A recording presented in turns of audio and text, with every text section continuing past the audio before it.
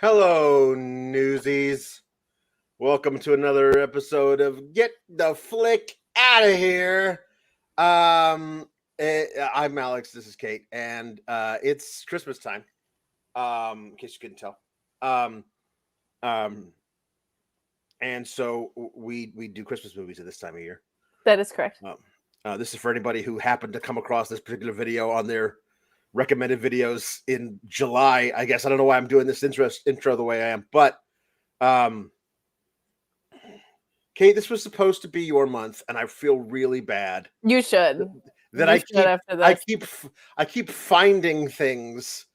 I was not looking for this. I just finding and fumbling, my friends. What are we doing? These are worse than the things I would pick. Oh, no, listen. Okay. Perhaps one of your little generic Hallmark movies would be better, but it would not be better for this show than the craziest damn Hallmark movie like knockoff that I can even imagine. This does win on absolute insanity. Yeah.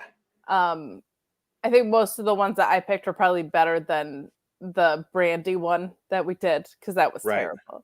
Yeah. This is not the tropes not all of the tropes that you would normally get. Like, we do have, of course, a compulsory dead parents and a love story and somebody that feels like an outcast. So there is some of those, but this plot not only is bananas, but we do have two stars of the 90s of AC Slater and Clarissa from Clarissa Explains It All, i.e. and Sabrina, like depending on what generation you're from. It's true. It's Melissa Joan Hart. Yes, Melissa Joan Hart, and Mario Lopez. Yes. Who at this point had he become his like what was the like entertainment news show that he was hosting? Yeah, it was something on like was it around this time, or was it after this or before this? I honestly don't know. Everything bleeds together. But like, it's funny to me, like this movie was made 16 years, came out in 2007. It was a TV made for TV film for the ABC Family Network. Kate, because of the star power, the highest rated broadcast in the history of the ABC Family Network. 6.7 million people watched the premiere broadcast of Holiday in Handcuffs. It makes me feel less alone, because that means there are some weird people in the world that were like, I have to see what this is other than me, which makes me feel good. Because you knew it was not going to be good. No. It was like, I have to see it. Well, I mean, like yes.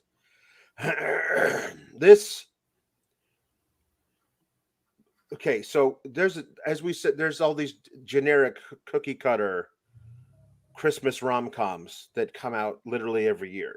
Dozens of them. And they're all the same.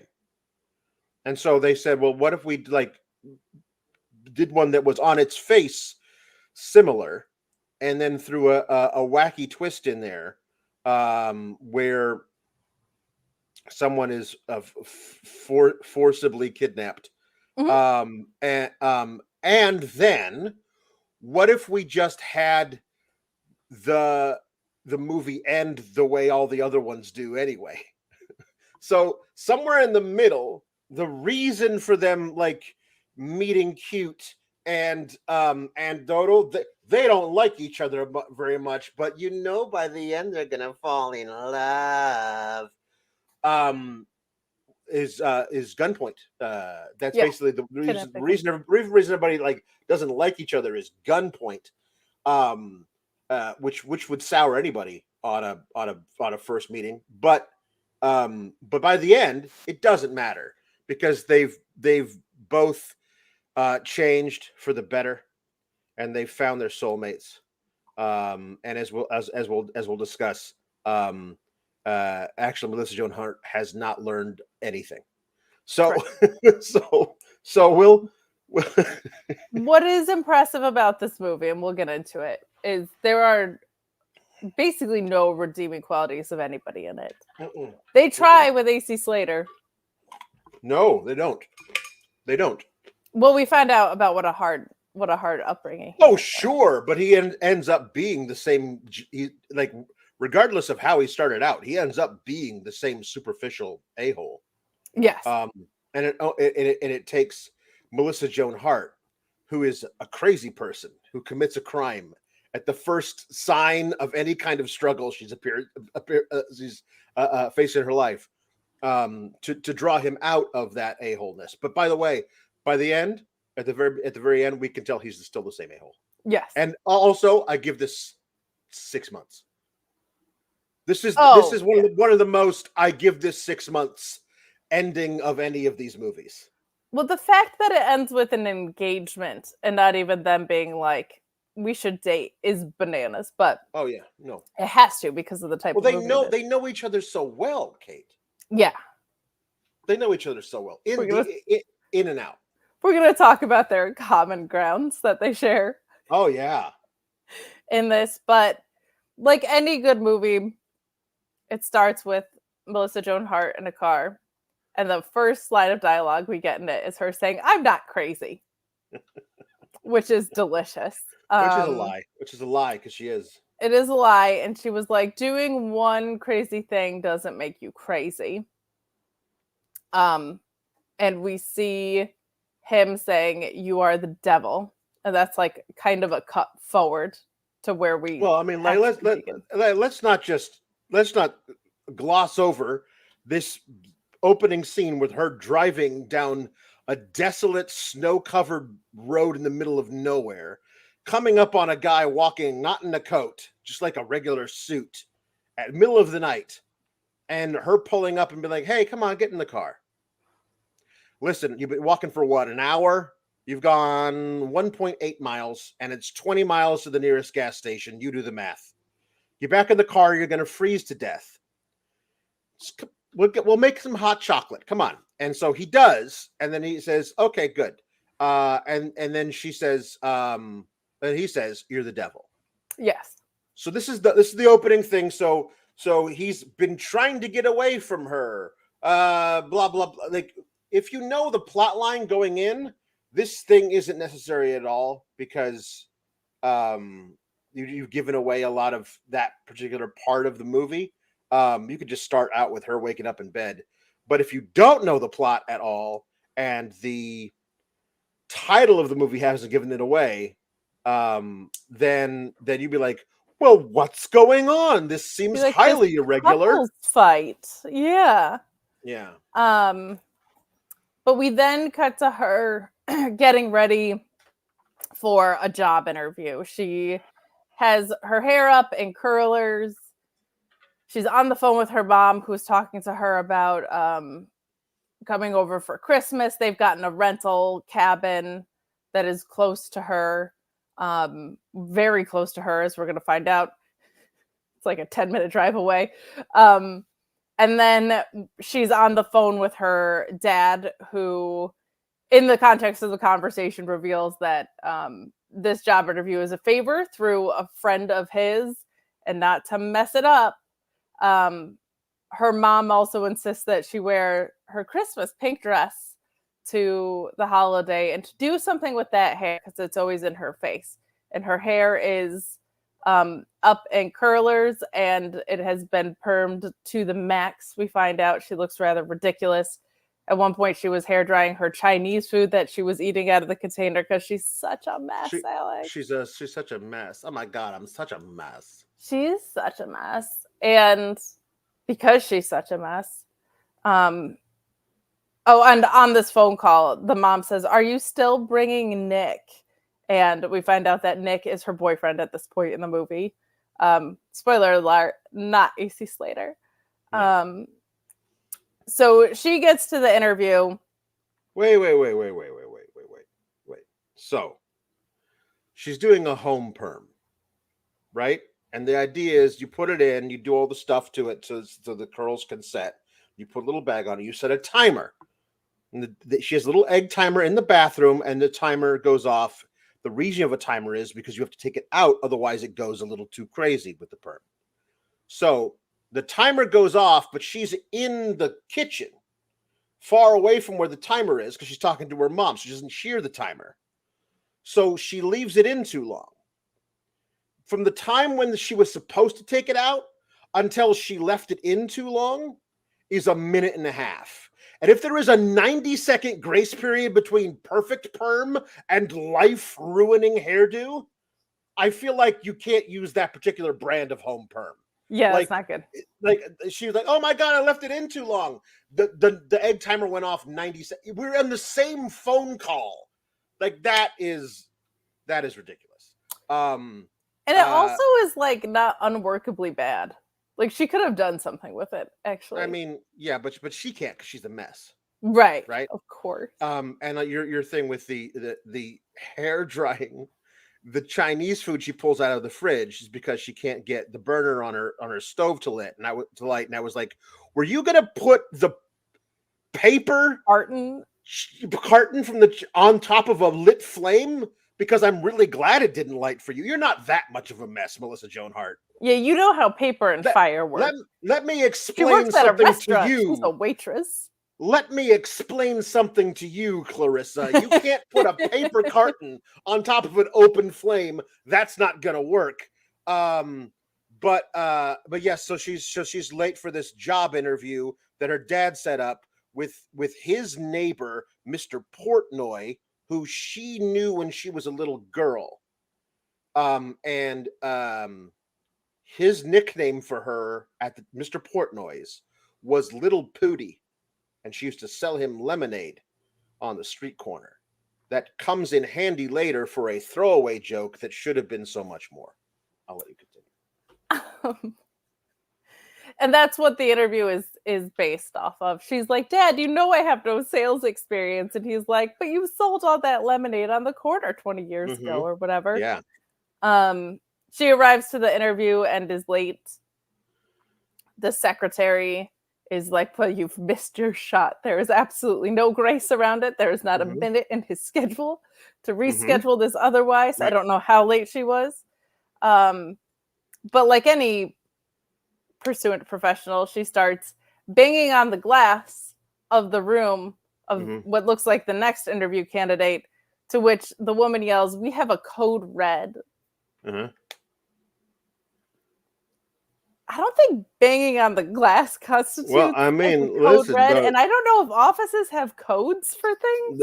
They might. I mean, the code red. I don't know what a code blue or a code pink is for the security team at this computer sales building.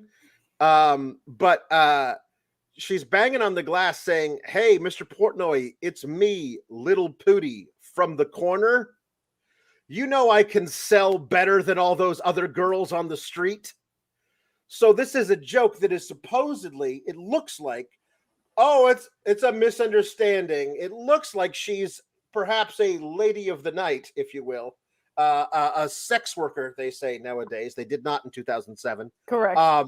And this is Mr. Portnoy's favorite girl, but it is not. But there's no reason to put all this dialogue in there unless that was going to be part of the misunderstanding, but it is definitely in no way that. So her big interview falls through because there was traffic on the way to the interview and she missed it. She was, I don't know, they don't say how late she was. They don't. But it doesn't feel like she was an hour late. Yes.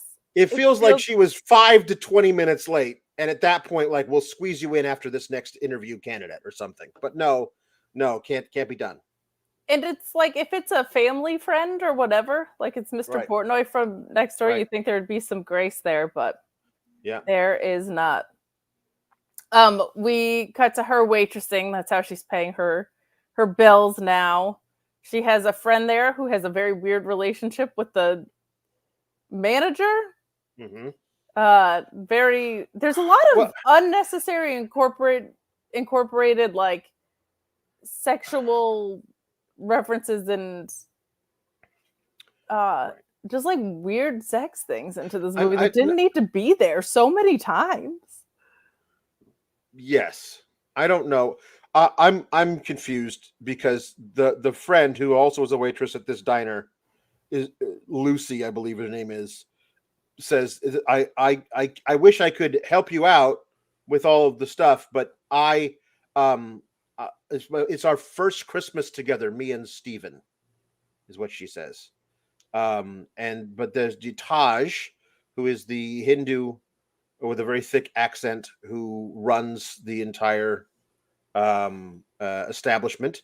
It has Indian restaurant decor and vibes, but it sells all like really bad diner food. It doesn't. It's like if like you walk up to it, this is obviously an Indian restaurant, and you walk in and no, it is not No, in there's any like way. pies and stuff. It's very weird. Right? Yeah.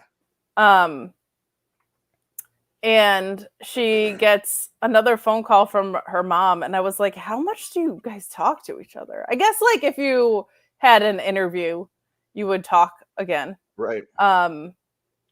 But we get Nick showing up at the restaurant, actual Nick, boyfriend Nick, Actual Nick, boyfriend Nick, who says, horrible person, terrible immediate horrible person. person. And to Lucy's credit, she's picked this out long before this. She did Like pick this out long like before this. She was like, he's he's not an wrong. a-hole. You do not want to be with this guy. It's like, what do you have against him? I don't like this type of guy, and you know what? Neither do you. So Yeah, anyway, he is not for you. no, And she's right, because he shows up and is like, yeah, I'm not going to your parents. And she reacts like an 11-year-old, as she does many times in this movie. mm-hmm. It is not like, oh, something in my relationship must be off or different with this person. Right. Because they said this. She's like, what? But I told them you would be there hours ago. And he was like, yeah, that was before we slept together, though. Yeah, So yes. He's like, why would you promise me you were coming home to meet my family if you were never going to do it? Well, I knew that was what you wanted to hear, and we hadn't slept together yet. So there you go. Spoiler alert: she does not learn this lesson. She does not. Not She in the does not slightest. listen, not at all. But she is at this restaurant, harried. There is a little kid who ordered an ice cream sundae but wanted hot fudge on it. And he's like, I wanted hot fudge, you chowderhead. And then she reacts like nice to the parents who aren't paying attention or totally aloof, as though he called her some kind of racial epithet. Like, Yeah. chowderhead is the least possible offensive thing that a kid could tell you. So yeah, there's a lot of ridiculous. She's a little anyway. She has Nick nothing to work with in this, but she does not come across this like Nick is Nick. I mean, Yeah, Nick is from a family that owns banks. That's what they say. yes. He's rich or whatever, and he comes in like, what? Why do you work here? Why do you work at this place? This dead end nowhere, this horrible restaurant, right? This is who Nick is. A guy walks in, dressed nicer than Nick. This is Mario Lopez.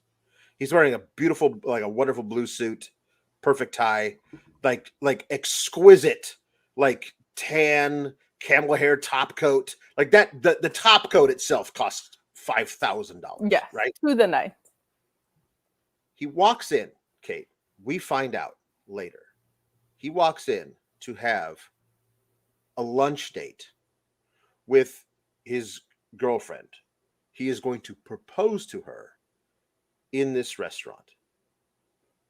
Does this seem like the restaurant venue this guy would choose to propose to who we find out later is this girl, his girlfriend?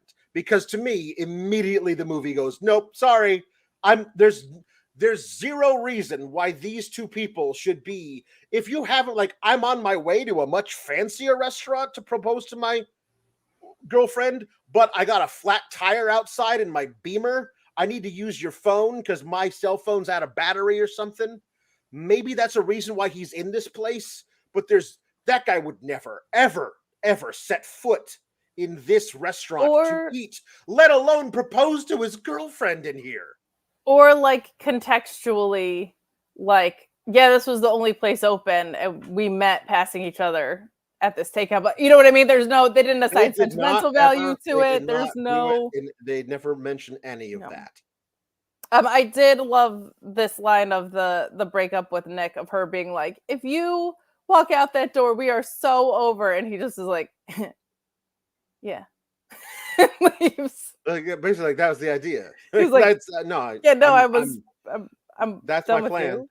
That's my plan. But yeah, so we meet AC Slater. To your point, he is dressed to the nines. And this is the beginning of the kidnapping.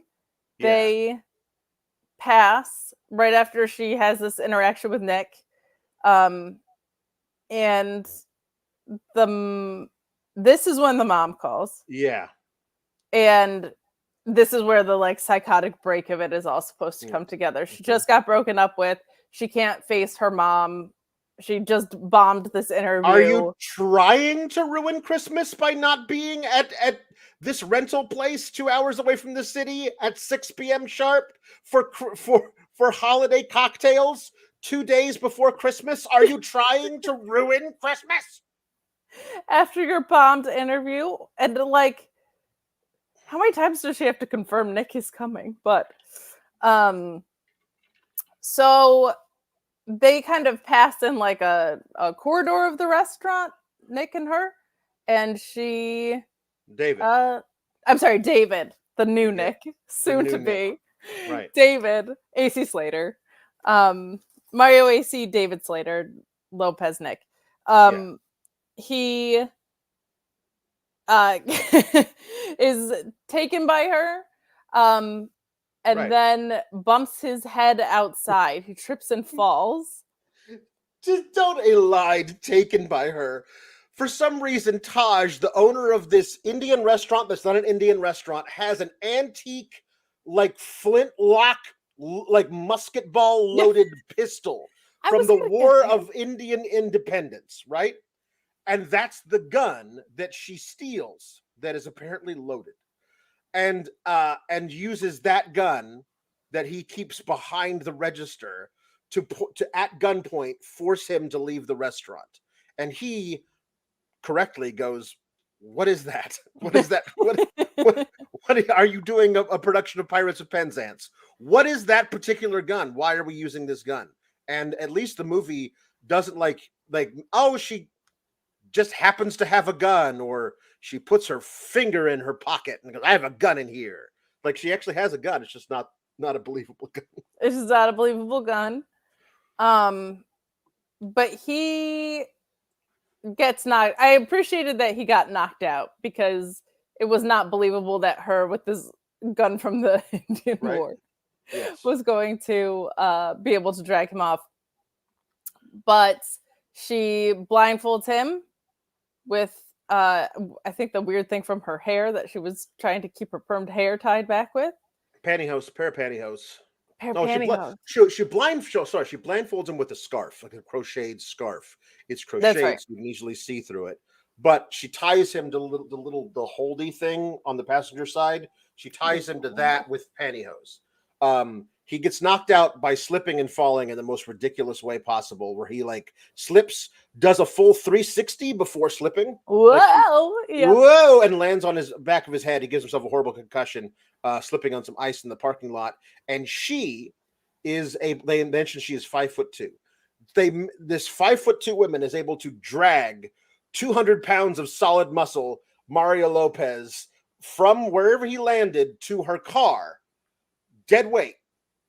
And immediately, again, the movie says, "Screw you! It doesn't matter. None of this matters. Do not double check any of this." Look, adrenaline does crazy things to people. I'm sure it was pumping through her veins. Yes. Then we get some of the douchiest dialogue that I've ever heard. He says flat out, "Let's face it, I'm a guy and I'll overpower you at some point. Just give up." you seem like a nice girl. Nothing some lithium wouldn't fix. I do believe that was written today and not 2007. That would not be in there. Right. And she shoots him in the leg. No, she doesn't actually shoot him. Well, shoots She next to shoots. his leg. She doesn't shoot it. She shoots near his leg accidentally because she's swerving to avoid a skunk in the middle of the road.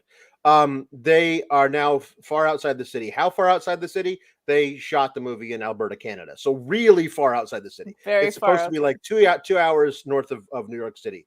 But she explains that you are coming home with me to meet my parents.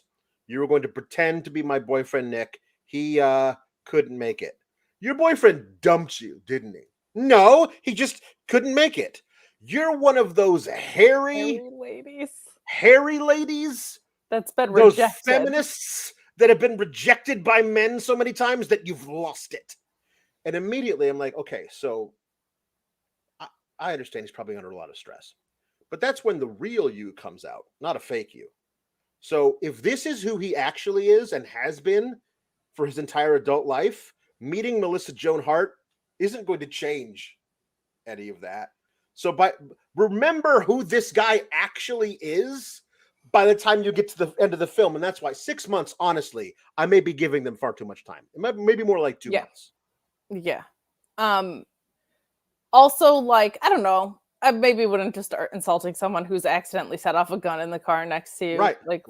Maybe wouldn't like be the first thing, but yes. Because Clarissa doesn't explain it all, and she didn't plan on kidnapping anyone today. They do need to stop for gas at the gas station. Right. He is bound by the pantyhose and the crocheted scarf. And she goes in to pay for gas. It's a very old-timey gas station. There was not pay at the pump situation. This is the last chance thing. This is the gas station, as she mentions, that is 20 miles from their actual destination. It's the last place you can go for gas, and she is on E. I will say, whilst this movie is incredibly done, a lot of those little like loopholes are justified. Like they actually do go out of their way. They do that work, which is more than I could say for much better movies. Yes. So sorry to whoever did all that work for this, but the attendant, as she's interacting with him, offers to pump her gas for her. He is. I usually pump the gas for the pretty ladies. Come on, you wouldn't deny an old man his last true pleasure, pumping gas for pretty ladies. Yes, he's a very old creep. Very old creep. And he sees that that Mario Lopez, David, is tied up in the car. Right. And she justifies it by saying that, like, oh, I'm having like a surprise weekend for him. I'm taking him to the woods. It's going to be a lot of like kinky stuff. Yeah, like a lot of wild whatever. One of those, she says, one of those tie me up, tie me down weekends. There it is. Tie me up, tie me down weekends. Jesus. And he runs inside. She thinks she's busted, but he comes out with red fuzzy handcuffs that he just had at the gas station. Because he is an old pervert. And so she handcuffs him, which again, I appreciate that they went out of their way to be like, pantyhose probably not going to restrain this guy the whole time. Right. And she says that this kidnapping got more professional. Time passes, but there's no other dialogue. They just This is where she went in. She bought $10 worth of gas and some beef jerky, and she shares the beef jerky with him. And this is where they get to know each other. That's right.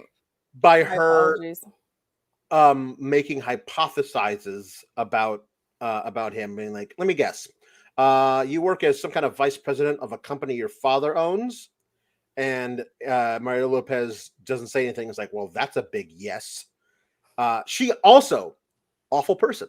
Yeah. Judged by this, awful person. And so why would he doesn't like you kidnapping him? Why would he like strike up a conversation with you? You taking his silence as confirmation of your weird prejudices.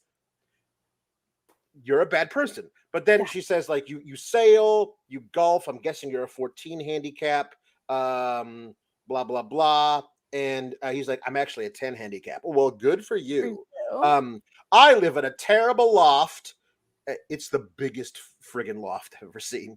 Like, it may be old and the appliances are out of date, but like, she should live in a afford that as a waitress.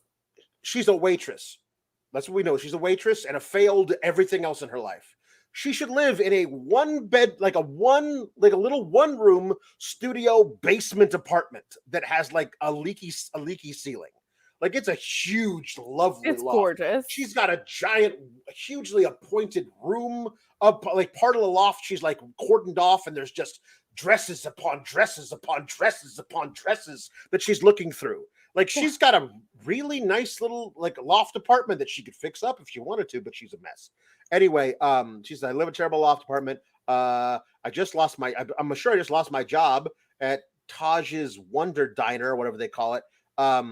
And also, I don't golf. So that's it. That's all I am. And so we don't find out anything else about her until much, much later in the movie. But her just making all the assumptions about him. Pathetic traits and just judging him out the gate. Yep. Yeah. So they arrive at the cabin. Yes.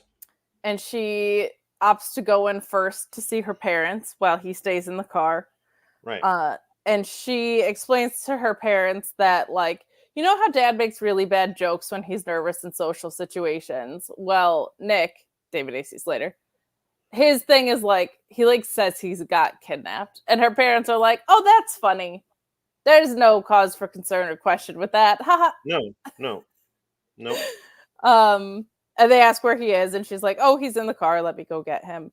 And he comes in, and to his credit, immediately is like, I've been kidnapped. Your daughter's a psychopath. And they're like, here's some eggnog. Ha, ha, ha. Like, oh, that's so funny. So funny. This is where we find out just how awful the parents are. They've rented this cabin out in the woods to do a very special Christmas. We'll find out later they have 3 adult children. Yes. No grandchildren yet to speak of, for different reasons. But this is where the dad, the first thing he does upon shaking the hand of his eldest daughter's boyfriend is say, oh, thank God. For a while there, we were worried she liked the innies more than the outies, if you know what I mean. First thing out of his mouth upon meeting for the first time his eldest daughter's boyfriend. And also, this is her mom says, Trudy's never brought home a boyfriend for us to meet before. So this is not only the first time meeting this boyfriend, this is the first time you meeting any boyfriend you say in the first 5 seconds. We were worried she liked the innies more than the outies. They're despicable human beings. They're of them. And all the worst. I am only sad later, spoiler alert, nobody presses charges and they don't end up in jail because they deserve to be in jail for being. They do for the rest of their lives. Yeah. We also get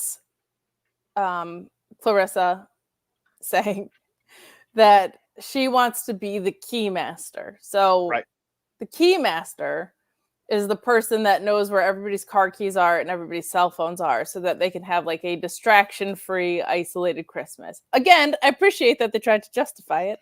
I'm so sorry it was on this movie. Everyone must, and this is the thing they do every year, I guess. You must surrender your cell phone and your car keys at whatever destination they have picked for the duration of the time so that nobody can leave, which is weird. What if the person who's the key master has a heart attack? Yeah. And is unresponsive? What if that happens? Then you can't drive them the 20 miles to the nearest phone because there are no phones because they also hit all the phones. None of this holds up to scrutiny. Your little tradition of the keymaster thing doesn't work. So they must relinquish all cell phones. And again, it's 2007. So all the phones are little flip phones and Blackberries, which I did think was a wonderful little time capsule. Time capsule in this, yeah. And then all of your car keys so nobody can leave. That's which again explains why Mario Lopez can't get help to come out and help him or can't leave. However, also does not send up scrutiny in a lot of other ways. So correct. Yeah. I remember around this time, because phones were becoming like a hot topic, like people were doing phone stacking where it would be like, everybody put your phones in this basket and we're putting the basket over there because we want to actually have a family dinner or whatever. I don't think like hiding them as well as car keys. Like if somebody is trying to leave, something went wrong at Christmas. Right. So Nick is flipping out like appropriately, I feel like. And they go to the respective bedrooms, and Clarissa says that she's 27. She's sleeping in the same room as her boyfriend now because she obviously can't let him out of her sight. And they are in bunk beds. Right. So she emphasizes that he's trapped there just by saying that she's in charge of all the keys and everybody's cell phones. And he goes snooping for the keys, which makes sense because he's been kidnapped. Right. Somewhere along the way, we also meet the rest of the family, which is older brother Jake by only like a couple of years, and younger sister Katie, who is in law school, according to what's going on. Older brother Jake, probably the best person in the film. However, he's a stockbroker, so he can't be all good. Yeah, and he pulls a really dick move at the end. He does. But remember also, a lot of this thing does the stuff is, I think in an earlier version of the script, they were just at the parents' house or the parents' second home up in the mountains or whatever. But now it's a rental. It's like an Airbnb out in the middle of the woods before Airbnb was a thing. So a lot of this doesn't hold up to scrutiny with like everyone's got 12 changes of clothes for 2 days. Yeah. You know, a lot of different things. So like, so Mario Lopez tries to get the brother to understand what's going on. And he's like, you're funny. You're a hell of a guy, you know, whatever. Well, we also meet Grandma. We do. Grandma Dolores is Dolores, played by June Lockhart, who was the mom on Lassie. June, she is an alcoholic, former Broadway actress, very dramatic, always with a quip. She is the mom's mom. Mom is actually played by Marky Post from the Night Court, and dad is Timothy Bottoms. And I was like, where do I know this guy from? And I finally figured it out. That was that one season of That's My Bush. The Comedy Central show written by Trey Parker and Matt Stone.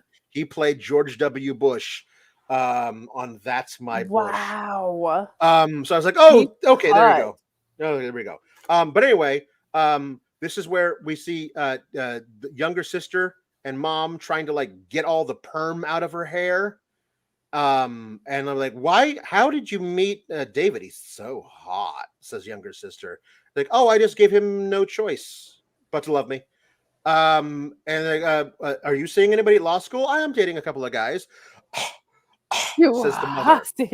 And like, I didn't say I was sleeping with them, Mom. I'm not a slut. And like, oh, of course you're not. But there's Judgy McJudgerson, the dad just reading in a chair. He's very aloof, and everyone's terrible. Everyone is terrible. We do have a quick scene in here too where she is on the phone outside and she tells her friend what happened, which does come into play later. She was like the next morning. Where this is the first night is where he actually leaves. and tries to walk to civilization from the very opening of the film, and then she goes and she makes him and brings him back. The next morning, she goes outside with a phone that she squirreled away, and she calls her best friend, who's the waitress, and admits to her what she has done. She does, and then she comes inside, and they're like, "Oh, Nick, where are all your clothes?" He's like, "Oh, I must have left them in the suitcase at the restaurant. I should call the restaurant." And she's like, "Oh, sorry, the phone's our way." And he's like, "No, I saw you outside, you crazy bitch." No, he's like, I saw you tucked yours away, and you're and is this the she ends up smashing it, but I forget how the mom leaves the room. I don't know why the mom leaves the room. I don't know why anybody's not here and doesn't witness this. In the giant kitchen, there's a huge kitchen island, and they chase each other around the island a bunch of times. Mario Lopez chasing her so he can get the phone. He's gonna, if he catches her, I guess he's gonna wrestle the phone away from her and call the police or whatever, right?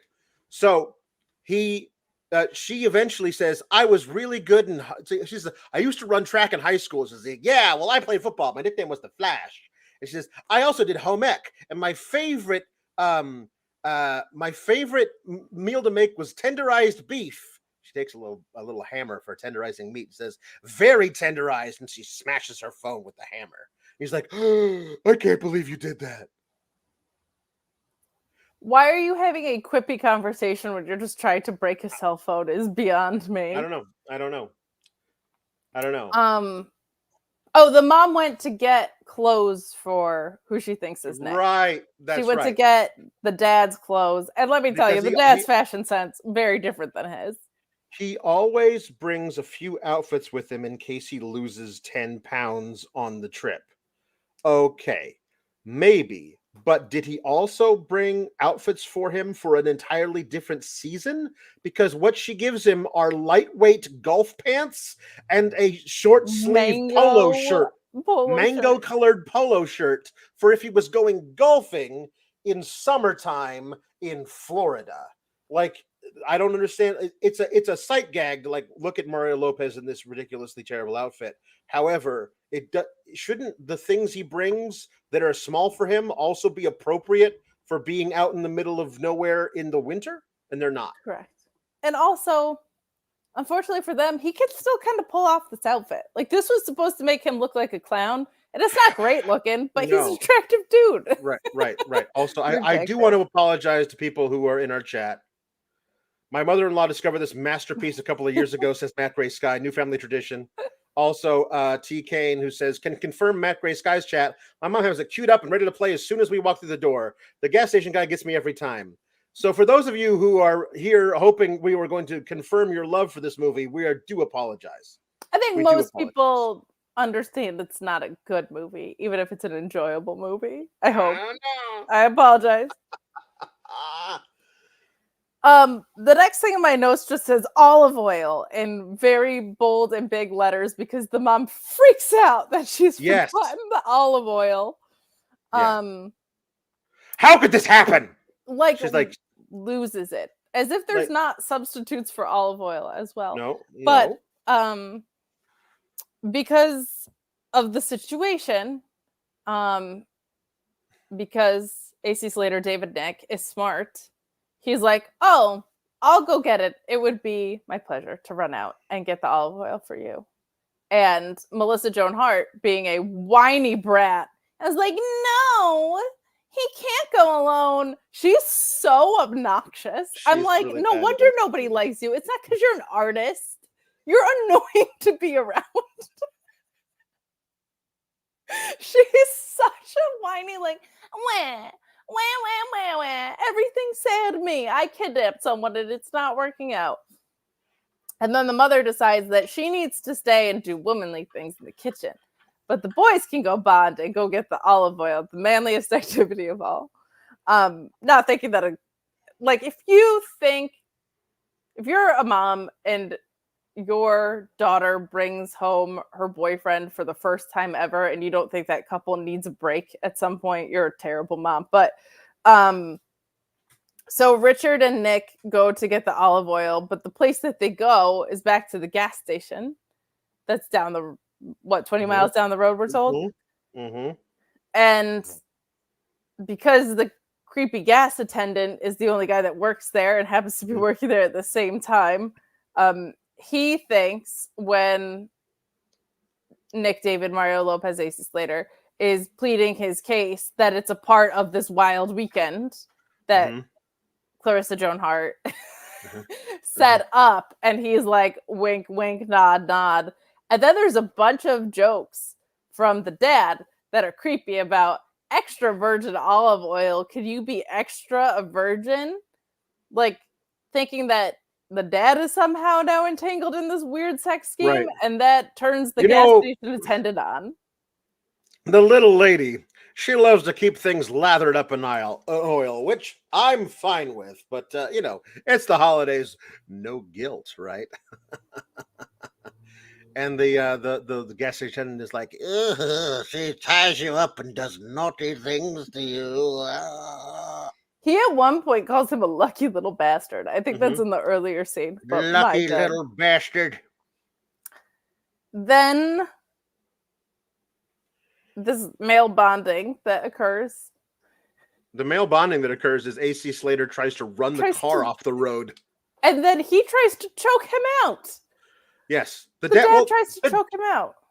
He grabs for the wheel and tries to run the car off the road, and the dad grabs him around the neck and says, calm down, I know you're nervous. Relationships make everybody anxious. Suffocating, he says. But you'll get over it. He's like suffocating him. Not, hey, why'd you try to run the car off the road?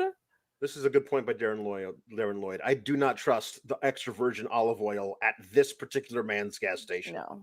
Any gas station, sure. But this gas station, I don't know if... Make sure that bottle is sealed. Yes. Because I don't know. Love of God. Because that guy's weird as hell. That guy is weird as hell. So they get back home. There's no discussion between them as to why'd you try to run the car off the road. No. Nope.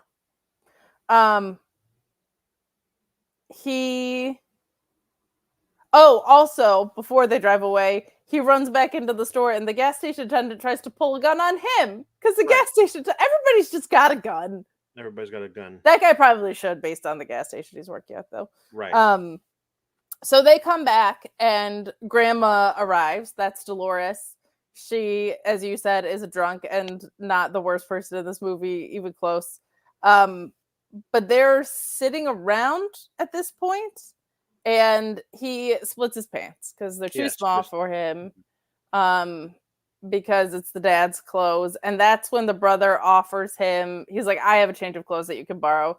Crucially, he is probably smaller than the dad, so him offering not sweatpants to him is kind of a weird move. He didn't say, I have some extra clothes. So now for the rest of the film, with all of the changes of clothes that Mario Lopez wears, these are extra outfits brought in a small rolling suitcase that we see by the brother. Yes. Who is smaller than Mario Lopez by quite a bit. Suits that are tailored to him. Yes. Yes. But the brother, crucially, has snuck a cell phone away from the key-controlled ones. And he's like, I would love to make a quick call, and takes the phone and runs to the bathroom. And I swear to God, doesn't call the police. No. Doesn't call 911. No. Calls his girlfriend. Right. Who doesn't pick up. And when she doesn't pick up, he calls his to-be mother-in-law. Yes. They have like a palatial estate where there is a worker there who's waiting on her hand and foot and does not like her very much. Her drink is out of reach while she's on the phone. Right. And she has like spa, like cucumbers over her eyes thing, and is like, I simply can't reach it. And the not waitress, I guess, like whoever's serving her, the maid is intentionally putting it out of her reach, and she falls down and falls over. But she does eventually pass the phone off to Jessica. And he explains what happened to her. He was going to propose at the restaurant, and he stood Jessica up. That's an important note too. Right. When Well, he got he was kidnapped, She yeah, thought he stood her up. stood up. So she's Yes. pissed at him, and he's Yes. got like a minute to explain what happened here. But eventually, once he says that he was going to propose, everything changes. She suddenly believes him. And the whole time I'm like, why would you not call 911, you idiot? Like, why are you calling your girlfriend who didn't answer, and your next call is your soon-to-be mother-in-law? Right. Like, you're on a cell phone. I know this wasn't the tracking days of cell phones, No, but they could ping the cell tower that you were around or something. Also, Call they're the so police, far out. dum-dum. The nearest gas station is 20 miles away. How good do you think the cell reception is in that cabin in 2007? Yeah, that's a rough one. Which he says shortly after this, though, to their credit. Like, she says, you were making a phone call, and he says, couldn't get any reception in there, and she says, I don't believe you. Right. But he says, fine, I did get through, and the cops are going to be here in a few hours, and until then, I'm going to be the best boyfriend ever to you, because it's going to be so much more satisfying for me when the cops show up and arrest you. So I do like they did try, like somebody tried to go out of their way and Right. justify things, because he does flip a switch. He does. Once he gets through to his girlfriend, who is the most superficial, selfish, awful person in the world, and says, you need to get a hold of the police. He hasn't called the police. He didn't call the police. The police said, okay, we have your location. We will be there. That would give him the kind of confidence to do this. Yes, But he says it felt very unresolved, to the point where I was like, I don't know if the police are actually going to show up. Right. So the girlfriend is supposed to contact the police. He gave a very vague description. An hour and a half outside north, I think. Yeah, he says that he uses real estate lingo. So he calls it a 6+4. That's right. 6 bedroom, 4 bathroom. That's whatever. So he says, after she catches him on the phone, she flushes the phone down the toilet. Thanks you to my big brother Jake. No more phone for you. And then she never resolved. Like, Jake never asked him, hey, can I have my phone back?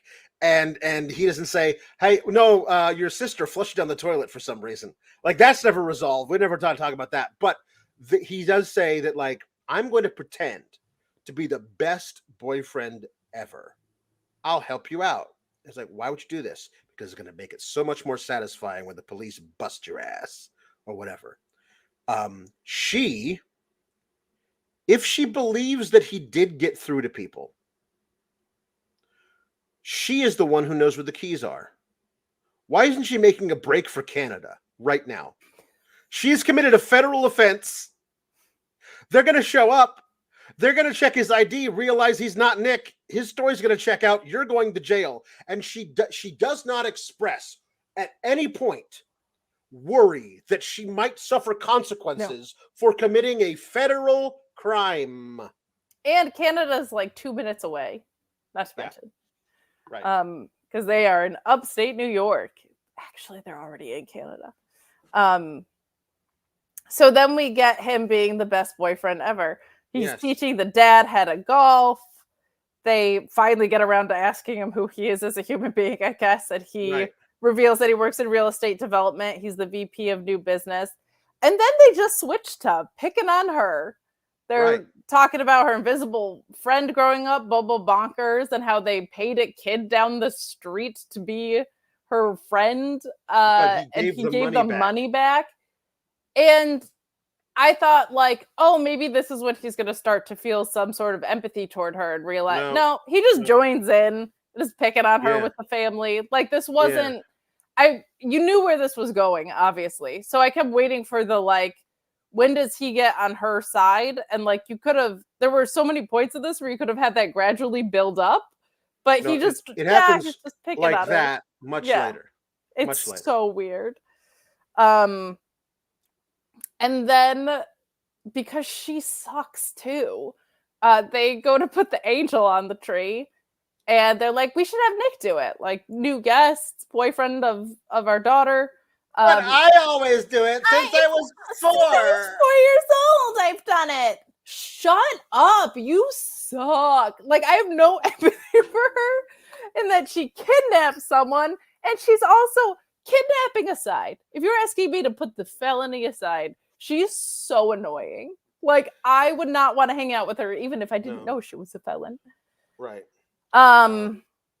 We cut to everybody playing snow football outside, and Yes, she's except not for her. playing. She's drinking hot chocolate on the inside, watching, and this is where she starts to be like, well, everyone loves him more than me. I guess he is pretty cool. He's pretty cool, I guess. He's a pretty good guy, I guess. He's Also, playing like, football in the suck snow. it up and go outside and play snow football. No. You're going to. Okay, so again, he is wearing an extra parka because he's not wearing the brother's parka because the brother brought one and he's going to stay inside and chat with his sister. The brother is also outside playing football. So there's an extra parka, an extra big, fat Gore-Tex, huge parka that he is wearing out there. That somebody brought 2 of them, just in case the first one got coffee spilled on it. You know somebody what I mean? got kidnapped. Sure. Right. It's just ridiculous. This is. We find out also that the dad and he, unbeknownst to both of them, have a little work relationship. Our firm did some work for you guys. Legal work for you guys last year or something like that. So like, the Johnson deal or whatever it was. We're definitely going to be able to be best friends. We have hit it off now. And then after snow football, we find out there's like 9 million traditions with this family. Oh my, so pick many. one. But they read the night before Christmas every year, and they ask Nick to do it. And because she's a whiny little bitch, she stomps off to her room. If you are committing a felony, and the guy that you kidnapped is being so bought in for by the family that he's being asked to participate in Christmas traditions, you should be stoked. You should be thrilled. But instead, she's like, "Mwah, I'm going to my room." And he follows her to her room. And she's like, "My family likes you better than me." And he's like, "Come on, that's not true." And it's like, well, yeah, it is, because all they've done is bully her, and all they've done is be nice to you. Yes. And you joined in the bullying. Yes. So then they go back downstairs because she's calmed down, because she flips out about everything except for the felony that she's committed. It felt like he was just continuing to be mean too, which I almost appreciated. He was like, "Come on," because that's how I felt about her. He was like, "Come on, let's go. Like, let's go back downstairs." Right. Being a little bitch. Right. And then we move on to Christmas tradition 800,040,92 of Christmas letters, because Christmas cookies, they have to be Oreos and milk left out for Santa, because God forbid, Twister. God forbid this woman who prepares giant feasts for every meal would bake her own Christmas cookies, chocolate chip cookies or whatever, Oreo cookies. And also we have to write letters to Santa every year on Christmas Eve late at night, because I guess in their telling of it, Santa comes down the chimney, finds your letter, looks at it, and then leaves you what you left in your letter. Yes. Like, as opposed to sending it sometime earlier in December to the North Pole so Santa can get it, and which is how it happens in Santa Who. I don't know. Maybe they should burn all the letters. Maybe then that would work. I don't know. But whatever's happening is terrible. That traumatizing beginning of that movie lives in my head. So they're sitting down writing their letters, and he wants superficial things, Alex. He wants a fully loaded SUV. Which I was like, good for him. You've been kidnapped. You write down that you want a fully loaded SUV. And a pasta maker. And a pasta maker. And she's like, what, you only like superficial things? And my favorite, maybe whole thing in the movie is he's like, well, my life is pretty great. So My life is great. I got a perfect great job, I'm in love. beautiful girlfriend, amazing apartment, whatever. Yeah. It's so, And- I was like, good for him for being like, yeah, I'm going for superficial things because I have my shit together. Just like actually made me laugh out loud. Yeah, and also he's a horrible person. Both things are true. Both things are true. But I Yes. was just like, at least he's just owning it out there. Yeah. And he's like, what did you want, to stop global warming or something? And hers says tiki lights, I think a Chinese teapot, and to stop disappointing my parents. No. He takes the list from her. Okay, gotta get Mario Lopez in here. The way he's like, tiki lights, Chinese teapot, stop disappointing my parents. Come on, I'm sure that's not true. That's literally verbatim what I wrote down. She goes, that's not true. Just the way he's reading it, scoffing at her, and then sees why Clarissa, Sabrina, let's explain it. Gertrude, Trudy, Trudster. Why would you write down next to this man who you don't know? You know he's gonna look at the list. Stop disappointing my parents. And like, why would you pour your soul? Are you gonna leave that out for your parents to find? Why would you write this down? It's a completely convoluted thing they do in movies that I always hate. Also, if you are by chance wishing for a Christmas miracle, maybe put like not go to jail for the felony. Yes, yeah, there you go. That's good. I love the staging of this. She very dramatically gets up and goes to the window and says that she has disappointed her parents, and the only time she can remember them being proud of her was from Christmas Eve when she was 10, and she tells a story about how she had an ice skating solo and that the show that she was supposed to skate in got canceled on Christmas Eve because of a snowstorm, and her parents like froze over the backyard. They hosed it down and they put lights up all around it. And they were like, we want you to perform for us. And she did. And she was like, that's like the only time I remember them being proud of me. And now they're just mean to her. And he says, parents want what's best for their kids, but they don't know what that is. Crucially, we find out later, probably not like the best guy to be making assessments of how parenting relationships work because both of his parents died in a car accident. So I'm just saying. Finally, after that this is like the first emotional connection that they have. Right. Like he's just waking up to the fact that maybe her parents constantly mocking her might have taken some toll on her. But we get Jessica finally going to the police who are having a Christmas party. And they don't really pay her any mind until she's like, excuse me. And they kickstart the investigation. She says, someone needs to pay attention to me right now. Yeah. Which, you know what? If you walk into a police station, that's fair. That's extremely fair. There's nobody manning the desk, and they seem really upset about having to work on Christmas Eve. Let me go help out this person that's reporting a federal offense, I guess. And he walks up and he goes, let me guess, domestic disturbance? And to be honest, she has like dolled herself up entirely to go to her hair is different.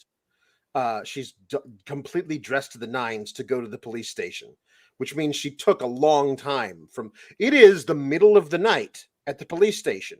He called her the middle of the day. Yeah, like so after breakfast. Several hours to then get up and go to the police station to try and find out what's going on with her kidnapped boyfriend. So that finally kickstarts. But back at the house, everybody now has their Christmas assignments to do all of these things. But the only assignment that Clarissa and AC Slater get is to spend some quality time together. Go outside and have fun. go outside and have some fun. So they play hockey. There is a frozen over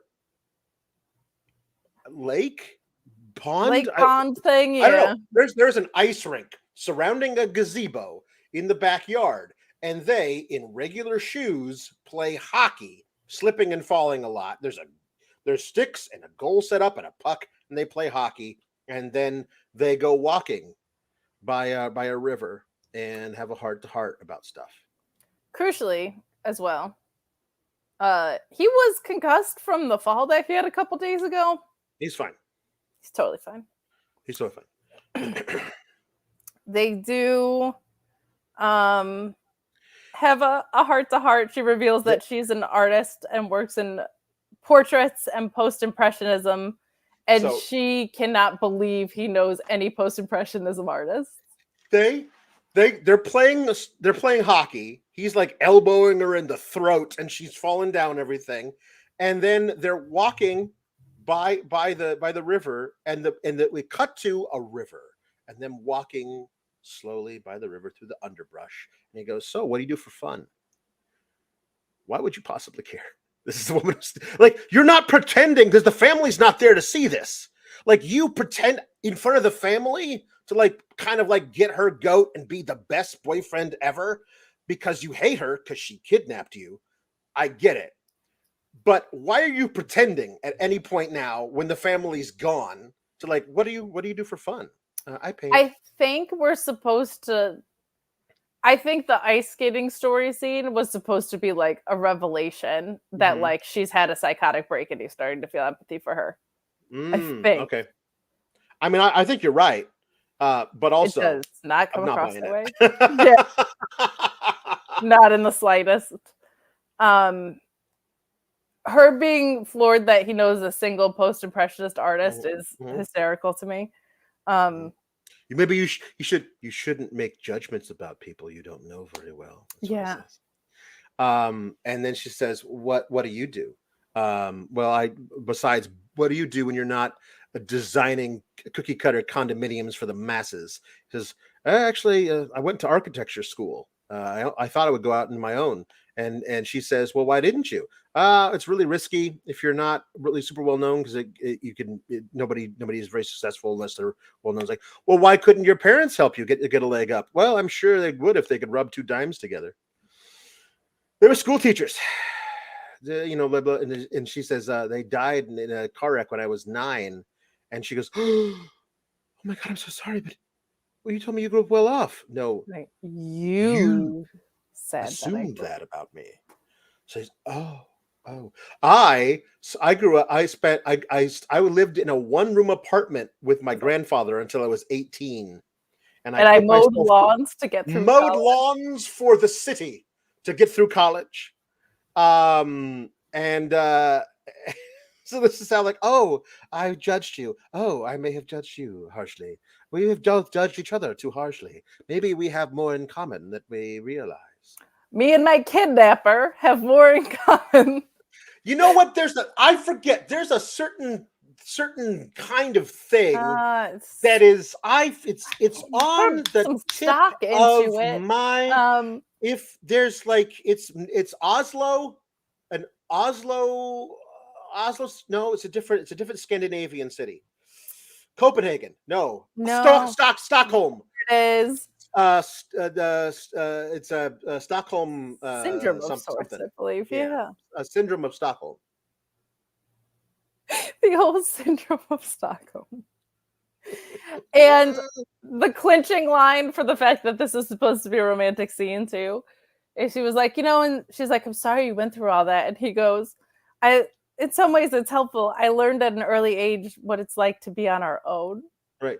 That you always have to look out for yourself and no one's ever going to be there for you or some kind of ridiculous thing. Super dark. I have a perfect life. No one will ever be there for you. Like, there's a dichotomy there? I don't think it really exists. But and then we cut to them playing chess. Yes. And there's like this weird stop hitting yourself scene when she makes a move and it's a bad move. And so he goes and takes her thing, and she says, "Oh no, give me that back. I didn't mean to." God, And then like, have you ever then been he's like, accountable for anything in your life, you whiny little brat? but he's doing the stop hitting yourself thing. Like she's constantly being bullied by her family, and you think the way to ingratiate yourself with her, because he's obviously doing that right now, is to literally bully her the way little bullies pick on kids in school. Is stop hitting yourself. And the funny thing is, it works. Yeah. She's like, "Oh, you stop it. Oh, I like it when you make me hit myself." And she's like, no, stop it. It's like, no. You made a mistake and you can't take it back. And she goes, "Even when you know it's wrong immediately and you're really, really, really sorry." Yeah. She apologized for kidnapping him through the metaphor of a chess game. Yes. My notes just say this is supposed to be them flirting ? Exclamation point ? Yeah. And So then they stand under the mistletoe. No, yeah, they do, but this is they stand under the mistletoe, but before that, that's where he accidentally sees her little sketchbook, or a photo album. It's a photo album of full paintings that she's made that she carries around with her in her purse. If it was a sketchbook, I'd be like totally cool. Like you're sitting on the subway, you sketch something out. It's a mini photo album with 4x6s taken from far away in her own studio of full-size portraits that she's made, and she's made a photo album of those, and those are in her purse. And he sees it and looks through them and is very interested by her style of portraits and whatnot. And then extremely moved by them. Yes, and then they end up under the mistletoe. They do. And her mother and her older brother are being like, "Don't be a prude, make out in front of us." There's so much weird sex stuff in this movie. What? The gas station attendant, the mom says boinking later. We're going to get to that. Her friend Lucy and the owner of the restaurant are having some weird Christmas Eve sex party. It goes so far out of its way for this ABC family movie to. That's the thing, is that I don't think that's him. She's supposed to be having a first weekend with her boyfriend Steven. And then there's Taj, who's the owner of the restaurant.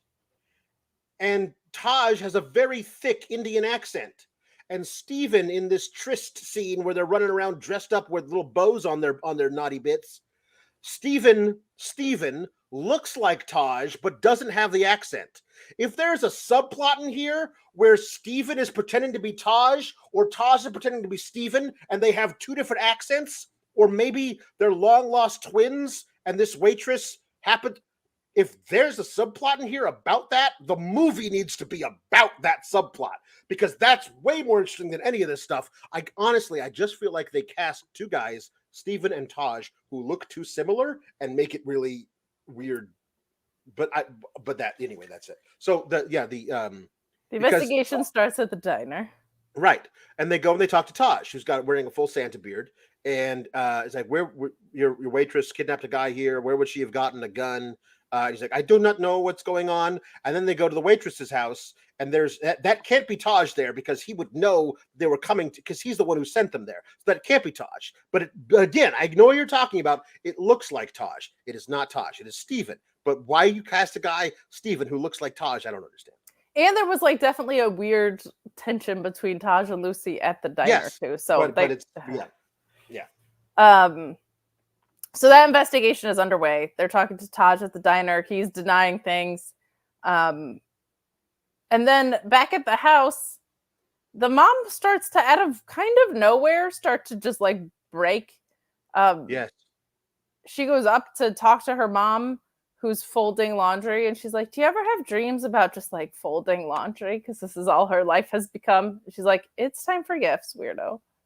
Either this family brought 12 outfits each for a 2-day trip, or you have to do laundry while you're at the cabin. There cannot be both things. It's true. You can't be both things. You're not doing laundry at not your house. because you brought too many different changes of clothes. And No. certainly not like right at gift time. Like this was so weird. And she's just like kind of staring off into the distance, talking to her daughter. And she is like, have you had sex with anybody but Nick? And she's like, no, of course not, Mom, who slut shamed my sister earlier in this movie. I am not. And she was like, oh, of course you have.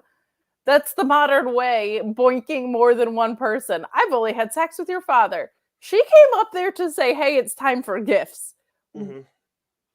The It's mother time for has not presents. shown any like signs of No. psychosis before No, this in this movie. not at all. No, never.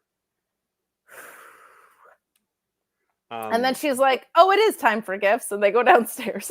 and it's time for gifts. And everybody gets, this is a family that is, the dad is a lawyer. He's obviously a partner in this law firm. I don't think the mom works, but she doesn't have to because of all the money they have. This is a 6-bedroom, 4-bathroom cabin that is thousands of dollars to rent for Christmas weekend. Don't think a second. They brought up all this silver and sumptuous bottles of wine. This is incredibly well-appointed family. Okay. They give each other one gift, and it is a back scratcher and a book and a world's greatest grandma mug. Yep. Like these are people who, this is the family who gets the Lexus from the dealership with a giant bow on it. Yeah. This is that family. They're not a back scratcher family. No. They definitely go all out. Everyone gets pieces of jewelry and a watch from Cartier. No, this is not like a white elephant family. No, situation. this is not a white elephant family. But they get her a briefcase because they thought she was going to nail her interview, and she obviously screwed it up. Once she screwed up the interview, and she screwed it up because she tells I didn't get the job, it didn't work out. At that point, don't, because that's a second gift. She gets a first gift. I forget what it is, but it's not much of anything. It's like gloves or something. And then they give her a second gift, which is a sumptuous leather briefcase. But once she didn't get the job, maybe just save that, take it back to the store and get it. I'm sure you got a gift receipt. Yeah. You know what I mean? So it starts a whole thing of like where the dad's like, and by the way, relatable. When are you going to start doing something with your life? You're 27 years old, which I got from the age of 25 until still every Christmas I get that. And he stopped saying it to my face. He just writes it in a long letter about what a failure I am as a man because I'm not the breadwinner in the household. It's great. I love Christmas. So much fun. But his whole thing about what are you gonna you can do your wrestling podcasting in your spare time. Art painting. You can do painting in your spare time. But you have to get your life together. What are you gonna make with yourself? Don't you want to be anything? And, he says painting or drawing or coloring. He belittles her art to coloring. Coloring, yeah. And then, with the most out of left field heroic save, comes Nick David AC Slater, who stands up and he's like, I've seen her paintings and they're raw and they're beautiful, and it stands up for them as having value, which kind of like takes her breath away, which would have been enough, but something much bigger and better is going to happen here, Alex. And that is that he has the ring he was going to propose with to her girlfriend and proposes to her. Proposes to his kidnapper. Right. Knowing the cops are on the way because he wants her to be able to enjoy the next few hours. Yes. The mom immediately erupts in applause and says, to David, to AC Slater, Mario Lopez, this is the greatest Christmas present you could have ever given me. Again, we are supposed to, I do believe we are supposed to like the mom, but hate the dad. And when she says, this is the greatest present that you could have given me, it's making it all about herself. I can't wait to plan the wedding for you. She is just the worst. Run She's far awful. away. Yeah. And also just like a great message to send of like, oh, we thought she had to get her life together, but she's engaged now, so she does not have to get her life together. Like that's what this felt like to me, was like, oh well, this rich man can take care of you, so now you can do your little paintings and you don't have to have a sense of self or purpose like outside of anything. So just loved that. So oh my god. Then we get Dinner's in 3 hours. Oh, also the dialogue. He proposes, she accepts, the family erupts, and she is like, "Thank you so much for doing that." I'm basically like says like, "I'm so sorry I kidnapped you," and he goes, "It hasn't been that bad."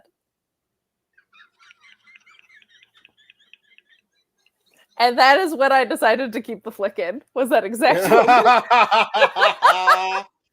Because for that scene alone, it's worth it. It's for the next. It's the next scene for me. It's the next scene for me. Wait. No, it's the rest. It's honestly, it's the rest of the time at the cabin. Okay. Because this is where she says to her mom, but the proposals happened, right? Yes. The proposals happened. And everyone's so excited about it, but now the rest of the day must go on, and we shall never mention it again. So she's like, "Hey mom, is there anything I can help you with in the kitchen?" She says, "Oh yeah, you can take out the garbage." And so she goes out to the garage with the garbage, and the brother is there, and he's sitting in a folding chair, drinking a beer out of a cooler, because this is his house. He lives here. This is a weird thing to do, but she says, "Hey, I'll sit down with you." Like, he's like, "Hey, that's so great, by the way, about you and congratulations." Yeah. I wish I could have that. Oh, also we mentioned when he shows up, the mom says, "I'm so sorry that Jen couldn't come." It's like, "Yeah, well, I'm lucky I could get the time off work." He says. So there's a girlfriend for the older brother that isn't here, which makes me feel like, why is it that she couldn't show up without Nick and say, yeah, Nick couldn't get the time off work. If the brother can do it, she should be able to do it too, but apparently she can't. Anyway, he says, "Well, what are you talking about? If you find it, you have Jen. She's amazing." It's like, "Yeah, actually, Jen and I broke up 6 months ago." She goes, "Shut up." And he goes, "I've actually started seeing somebody else." "Shut up." And his name is Ryan. And I'm like, of course we got the closeted gay brother who. And we already know the dad's homophobic. Right. Oh yeah. They established that as soon as he met. Right. Nick, yeah. Fully. But it's totally okay. It's cool. This is where they're having a heart to heart about that. Melissa explains it all, whatever. And her brother. Meanwhile, the grandma has found where the cell phones and the keys are. They were hidden inside the mouth of a stuffed bear on the wall. You couldn't, by the way, it's a very small head of a bear. There's no way you could fit all of the things inside. Anyway, she's taken the keys to her car. She's drunk. Grandma has. She's drunk. And she is going to she runs out to the car, and Mario Lopez sees it and follows her. Okay. And goes out and he's like, "What are you doing?" He's like, "I'm going someplace back to the city where I can get a steak and a cognac. Come on, sugar britches," or whatever she calls him. And so he gets in the car trying to stop her, and she backs into a tree, which is a huge thing. And then everyone runs out to see if she's okay and all that stuff, right? So then we cut to Melissa Joan Hart, who's gotten all dressed sumptuously in this thing that she's wearing. Beautiful dress. Not at all the Christmas dress that she was told to bring and wear. No, she arrived in that. I don't know where she got this from, but this is definitely not something that was in her closet, and this she did not pack. She didn't bring luggage. So this is weird. Anyway, and then Mario Lopez shows up in this perfectly tailored suit, I guess owned by a man who's not the same size as him, which is a weird thing that would happen. So he says, "Come on, I want to show you something." Right. Well, also, so when the car accident happens, because he's in the car, Trudy, Melissa Joan, Clarissa Hart, is like not trying to escape Oh, anymore, right. And he was like, mhm. I was just making sure that she was okay. Yes, He right. has a vested stake in making sure Dolores is okay. This man who was Right. The kidnapped. grandma. Yes, yes, Yeah. exactly. The crazy drunk grandma. But then they're getting bundled up to like go do something outside, right? And he looks over and sees little sister stretching. She does Pilates. So she's stretching and doing yoga, and she's bent over at the waist and just ass to everybody in her little tight jeans. And he's staring at her. And this is Like, he is now supposedly firmly in love with a Melissa Joan Hart, and in front of her is ogling her little sister. and in love with someone else, like at the same time. Right, Almost. right. He's supposed to get married, but like he's supposedly, the movie is telling us he's falling in love with Melissa Joan Hart. Melissa Joan And in Hart. front of her is ogling her little sister. Okay. And then Melissa Joan Hart calls him on it, and he goes, "What? Your sister's very limber." And she goes, it's like, "Oh my God, you're jealous." No, you're a creep who's staring at my little sister's butt. What? Yeah. Why? Don't do that in front of me. That's weird. And then anyway, then they go outside to the gazebo with the ice rink around it for some reason. And he walks up. "What are we doing out here? It's cold. It's dinner time." And he walks up to the gazebo, and there's a little bench that opens up for storage inside. And he pulls out a pair of ice skates that just so happen to be, I guess, Sabrina the Teenage Witch's exact size.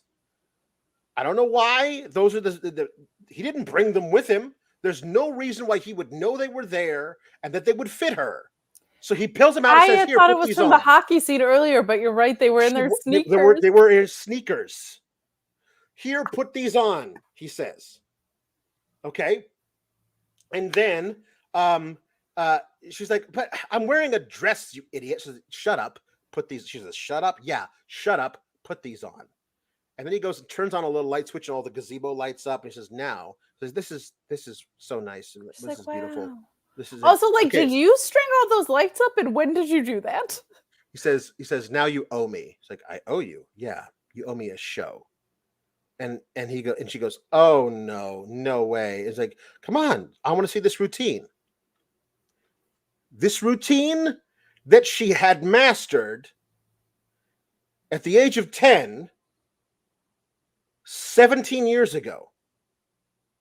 And she is supposed to remember it perfectly and also have the same muscle memory and ability to do all the moves of figure skating without figure skating recently, because she gave it up like when she was a kid. She doesn't still figure skate. So she sits there and watches her do a full figure skating routine, including one of those amazing like little twirl things, and jumps and jump and spins. Like, she's really good apparently. I don't know why she didn't make nationals, but like, she's really good. And he sits there and he watches her, and she does it all in slow motion at the light of the gazebo is bearing down on her, and he immediately falls in love with her because he pressured her to do a skating routine that she had done when she was 10.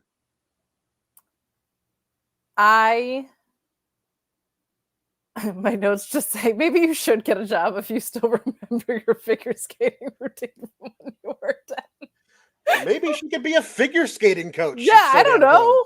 Coach some kids. Also, did he play on the music? Where did the music come from? I don't know where the music came from. I have so many questions about this scene. Don't know where the music came from or anything. Shout out to whatever stunt double was doing this, because it looked beautiful. Yeah. She at no point like gets back on the ice in this and indicates that she would remember or has skated since. No. Like, as a former figure skater, I can tell you I would not be able to do any of the routines from when I was 13, 14 years old today. Yeah. Yeah, it's insane. And to be like, you owe me something, and the answer to be what she owes him is not freedom because you kidnapped me. It is instead a figure skating routine. She says, "If you can just get through till tomorrow morning, I promise I'll take you anywhere you want to go." Or so no, through Christmas dinner. That's what it is. If you can just get Yeah. through Christmas dinner, because Right. Christmas dinner is about to get crazy, y'all. Right. Christmas dinner now is everyone sitting around Christmas dinner, and the mom is drunk on wine, and the dad is an a-hole, like always. And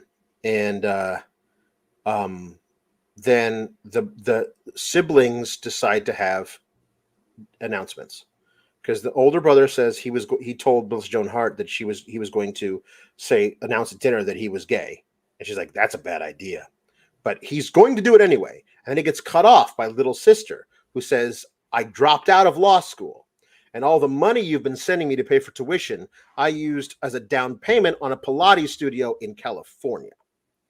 And the dad says, oh great, you're going to move to the lands of fruits and nuts and stretch. No, what you're not going to do is that. You're going to get the money back, and you're going to re-enroll in law school.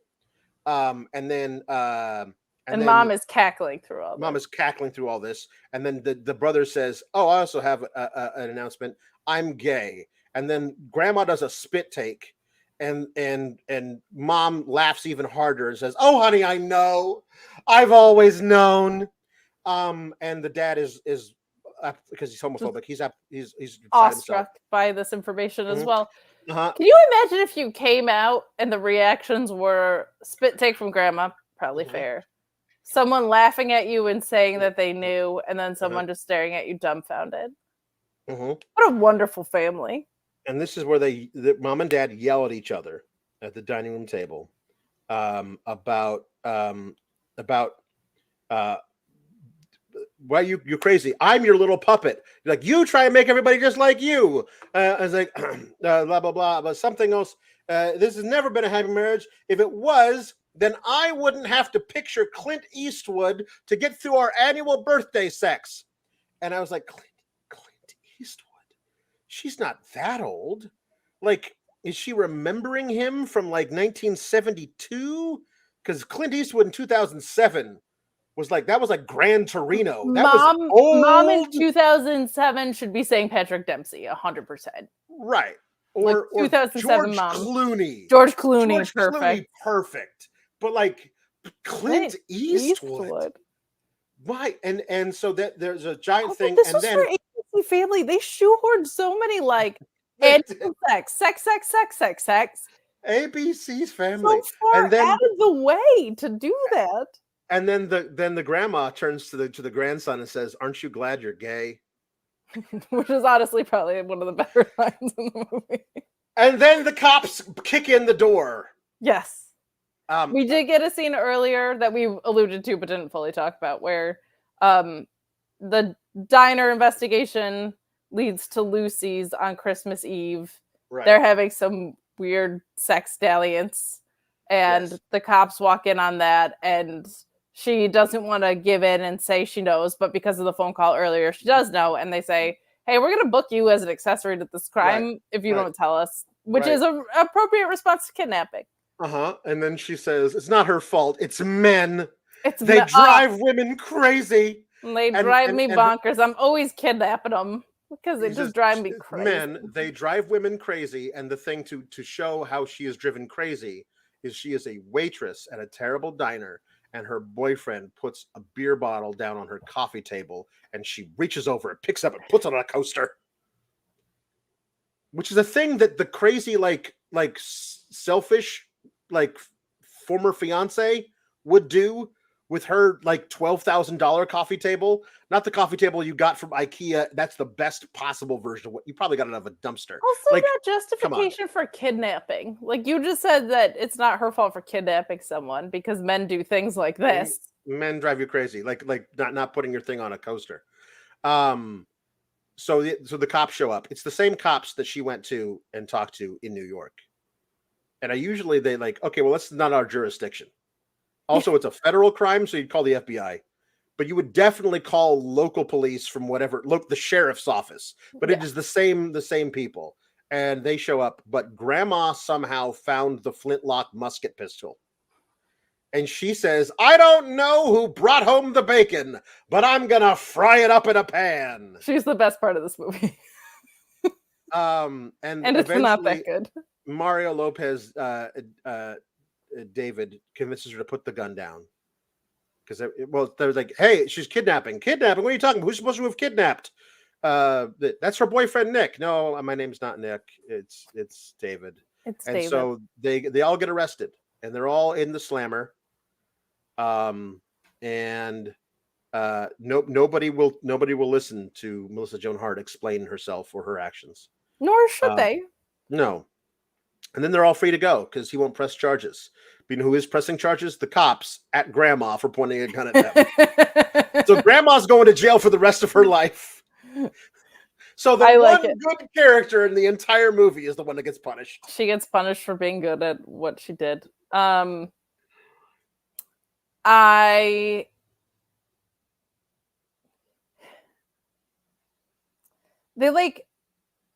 there's a scene where in this she's getting all of her stuff back, right? There's a bottle opener, keychain, and one of the things that she gets back is the ring that she was proposed to with. Yeah. And they say, don't let go of that guy. I don't know if that... Honey, you hang on to that man. Because the size of the rock is the only indicative thing of the man's worth. And she was the size just of the ring. Prison, maybe put two and two together in some way that maybe. But also then the next thing that we have is a scene between the two of them, and she apologizes for everything and thanks him for not pressing charges, and at no point offers to give the ring back. I'm assuming she must have. I guess, but show it. If you showed it in the scene of her getting it back, you got to show her giving the ring back to him so that he can use it to propose to his girlfriend. Who is there and is and she's like, I wanted to apologize to both of you, and he's like, it's just kidnapping, don't worry about it. And his girlfriend, who we're supposed to not like, is like, well, don't thank me. I would have pressed charges, which I'm like, that's a very reasonable thing. She shouldn't have had to say that in a bitchy tone. But she's at really least get a restraining order or something. Right. God. Right. So then we just cut to Valentine's Day. Yes. And she's in the diner, still thinking about her kidnapping victim /guy. Yeah, she's looking at the want ads to try and get a job. Trying to get a job, going through the paper, and she sees the wedding announcement. Mm-hmm. And she's all depressed about it. Yeah, Lucy, the waitress, has now been made partner in this diner. Yeah. All right. 3 months later, good for Lucy. I don't know. Good for Lucy. So now she can see that David is engaging and getting married soon. But this is also the thing is that is this 3 months later or a year and 3 months later? Because they were supposed to have gotten married. They got engaged. Here's the wedding announcement. Then we cut to them looking at fonts for place settings and looking at dresses. And the wedding is supposedly later that week, which is definitely not how that family operates. Yeah. There is a 6 month to a year-long engagement. You have all the dresses are picked out. The fonts, those are picked out months before the wedding. You can have time to print them all up, and then you have to change your mind 3 times. All of that, there's zero chance this happens in the fashion that they say that it does, because this movie does not know who the characters are that they have created. Correct. But David is sitting there with his girlfriend looking at fonts for place settings. I gotta go get some air. The girlfriend lets him get air for 2 seconds and has to come back in. The same maid is trying on wedding dresses. All this is just showing you of David's having doubts. David's having doubts, and obviously, shouldn't he? His future mother-in-law is horrible. She treats her maid so terribly, and his future wife is just awful to people. So he should definitely leave her and go to Melissa Joan Hart. He should definitely leave the woman who's rude to people for the woman who kidnaps him. Right. Yeah. Is what they're telling. Those are the only 2 options, by the way. He cannot leave for a wealthy, attractive guy. In New York City area. he cannot leave the woman who's mean to people and not wind up with a woman who kidnapped him. That's crazy. That would be nuts. So then we get Melissa Joan Hart in her apartment. On the phone with their brother. Very crucially, though, she goes to sit down, open the mail, sit down by the coffee table. She's got Oreos and milk. She does. And they talk about how you can be a dunker or you can be a twister. And both those two people hate each other. And she's a twister. But It's now, Kaboomers and now Columbus. she's changed. She's a different. changed person. It symbolizes the change, that she's a changed person now. And she's not the crazy lady, because she takes a look at the milk and she says, you know what? Now I'm a dunker. I'm a dunker now. I'm a dunker now, which means everything's all different. Everything's different now and everything's good. And I'm a good person now. And then she gets a call from her brother and he's talking to him and she finds a thing in the mail that she got her art accepted to a gallery show. It's a huge deal. And she says to her brother, you have to be there. Please come there. Don't bring mom and dad though. Like, yes, you should call them. You really should. You really should call them. I mean, it's been several months now. You should really call them. He's like, I'm not ready yet. Please don't bring mom and dad to the gallery show, but I need you to be there. He says you should be the bigger person and reach out. That was like, that's a nice way of saying you kidnapped someone. So cut to the art show, which is David's supposed wedding day. And the brother brings his boyfriend, which is awesome, Ryan. Maybe the only decent person in the show, because he's like, this is great. And that's his only line, and that makes him the best person in the movie. Right. And then she turns around, and what did the brother do but invite her whole family after she specifically asked him not to her big day. He was like, I'm just going to ignore everything you asked. Right. But it's okay because they've been in couples therapy, so they're much better people now. And they show you this by the fact that they communicate and reiterating how important communication is like 6 times. And when she's staring at where her painting was because somebody bought it.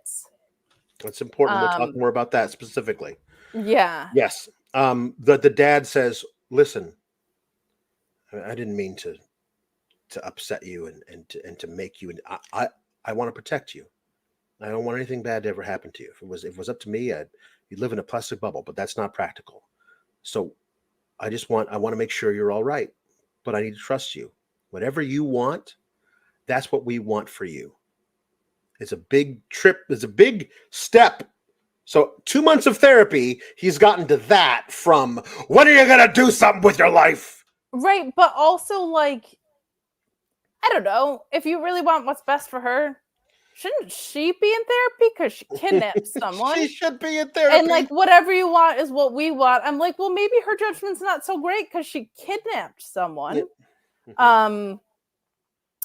But they're looking at the painting and it was purchased, and says that she just thought it would feel different, Alex.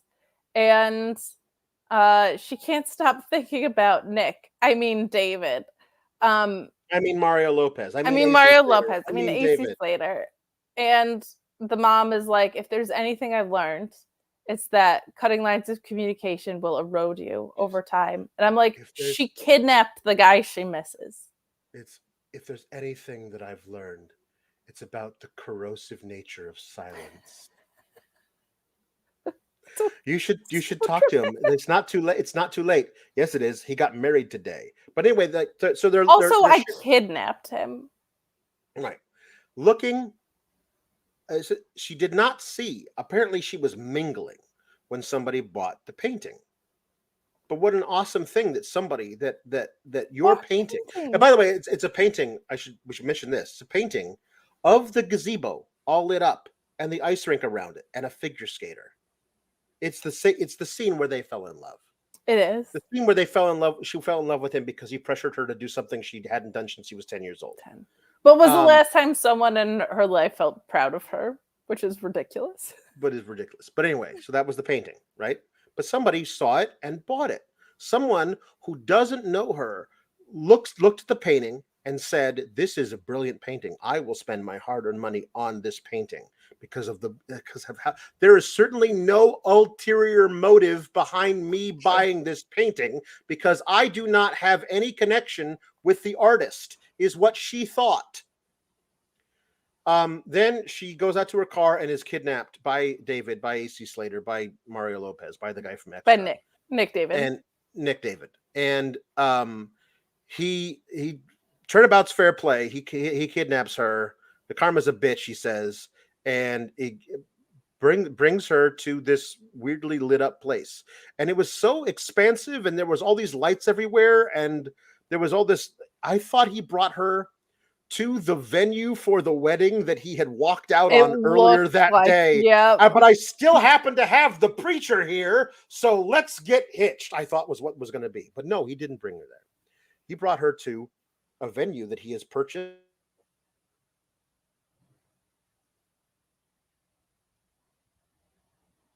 Oh no, are you frozen or am I? Not at the grand finale. No, not your internet at the grand finale. Oh my gosh. I'll have to close it out because Alex in robot mode. Oh no. Guys, David bought the painting is what Alex is trying to tell you. He robbed her of that moment of pride of having somebody that bought her artwork. And that's basically the end of the movie. He proposes. And the moral of the story is that mental breaks lead to love and that you should kidnap people if you want to fall in love. Just make sure they're a rich, handsome man. But it's insane. The warehouse is all lit up. And he reveals that it's going to be a studio. There he is. He's back. I got kicked out. I don't know why. I'm here. I'm back. At the grand finale, too. Yes, we got to do this. Let's rush through this. So I got my first painting I'm going to display in the gallery. And he reveals that he has bought her painting. So it wasn't somebody who had no ulterior motive. It was him trying to get in good graces with her because he reveals he left his fiance and he is now going to be with her. What happened at the beginning? A guy did something for her, i.e. lying that he was actually going to go to her thing because they hadn't slept together yet. And so he was just doing whatever it took to get in her pants. This is a much bigger, more overt version of that. Him buying her painting to display at his gallery. Because they haven't slept together yet. Yeah. So that is the thing that seals it. And then they make out. To which I said the moral of the story is if you have a psychotic mental break, it'll ultimately lead to a life of love with a rich, handsome man. That's right. As long as you do the work to kidnap him. I can't believe we forgot the scene where she walks in on him having just gotten out of the shower. Oh my God. A towel around his waist and fully nude from the waist up. And she's like, she's got auga. Like she's got the giant bug eyes and the unfurling tongue. And he's like, yeah, hey, how's it going? This is before they like fall in love. This is her like looking at him like, oh my God, what a piece of meat. And she never exposed, like, listen, this is fine and cool, but I also don't believe it. This guy is like ready to spend the rest of his life with this girl and fully in love with her, having exposed himself, basically all of him he could, while still getting a TV PG rating to this woman who's like all over him, but he hasn't seen a stitch of skin beyond her hands. Alex, the sequencing of that basically goes to the cops go to Lucy's house and they're having that weird sex dalliance thing. Yes. Then she walks in on the male gaziest shot to ever male gaze, and then the ice skating scene basically happens. So it's like weird sex friends, male gaze. He creates the ice skating scene from when she was 10 is basically how the rhythm of that all went. I can't believe we forgot to mention the fact that she awkwardly walked in on him. Like, I'm just here for the toothpaste. And he's like, "Do you need to use the shower?" And she's like, It's like, "I I'll wait will till when you're you're dry. dry. Dressed, done. Done." And she's literally licking her lips through the scene. And he's like, hey, how's it going? I know I work out. And it's I mean, what? It is. I think they were like, "Oh, we just realized nobody has any redeeming traits. Let's continue to point out how sexy he is." He does have abs. He does have abs and He money. has abs. Okay, let's just push those to the front. Abs and money. Girls don't like boys. Girls like abs and money. You absolutely have to see this movie. That is the theme song for this movie. This movie that must be seen and then burned. Then removed from your memory. But you have to see it. Our review is longer than the movie. I wish you didn't have to see it, but you do. You do. It's available on Amazon Prime. It's available It's available for free on YouTube. There you go. You can watch it for free on YouTube. They don't even try. There's like 2 ads. That's how I watched it.